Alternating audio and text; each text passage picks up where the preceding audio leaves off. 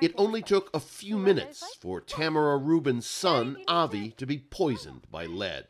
But the brain damage caused, his mother believes, by a contractor's botched home renovation job will haunt him for his entire life. He used an open flame torch to burn the lead paint off the exterior of our home to prepare it for painting. My kids were instantly poisoned by inhaling the fumes. Avi, who is 8 now, was just 7 months old at the time.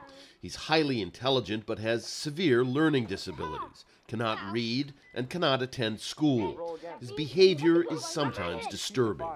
Well, there's a lot of violent behavior. Doctors have known for years that lead is a severe neurotoxin in young children.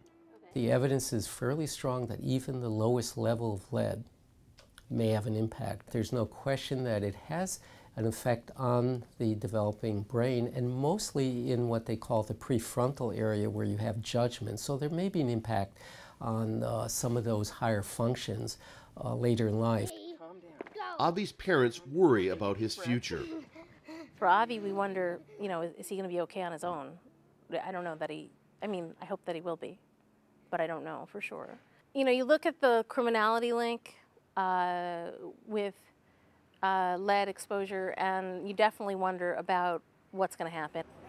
The criminality link is an emerging and controversial body of work indicating that children exposed to lead as preschoolers are at greater risk of juvenile delinquency and criminal behavior in later life. Lead was banned from gasoline and paint in the U.S. in the late 1970s.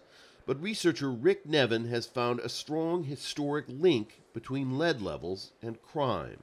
What I found in my first study on violent crime in the United States was that it showed up with a remarkably good fit with a time lag of 23 years, that the rise and fall of lead exposure in the United States seemed to track the later rise and fall of the violent crime rate with a 23-year time lag. In other words, once babies whose brains were damaged by lead reached their early 20s, some of them became violent criminals. Nevin has since duplicated his results in studies of other countries. He believes no other factor, not changes in police methods, incarceration rates, or economic conditions, correlates so well with crime as does lead exposure.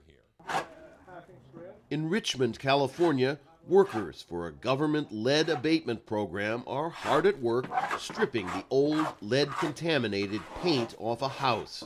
There are an estimated 80 million houses in the U.S. containing lead paint. This kind of lead abatement work has to be carried out very, very carefully, because even a tiny amount of lead, just this much, could have a devastating effect on a child's brain. Richmond is a low-income, high-crime city with lots of old housing stock. While the link between lead and criminality is controversial and disputed by some criminologists, Chidi Egwonu, who runs the city's lead abatement program, says she sees the connection on the street every day. Richmond has some of the highest incidents of violence and juvenile delinquency and poverty.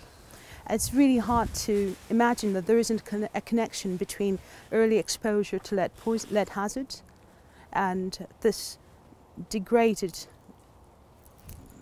intellect, degraded life, degraded humanity. Today, this toxic threat is not only concentrated in inner cities. Pediatricians say they're seeing more cases in middle and upper income families. Much of the older housing is really in fairly affluent areas now. Most of those have been painted back in the 20s, 30s, and 40s, and when you renovate those homes, you expose a lot of the lead underneath. That's exactly what happened to Avi Rubin, his mother believes. She's now making a documentary to warn other parents about lead. It's so sad for me to know this happened to my baby. But what's even more upsetting to me is that was 8 years ago. This is still happening all the time to families all over the place.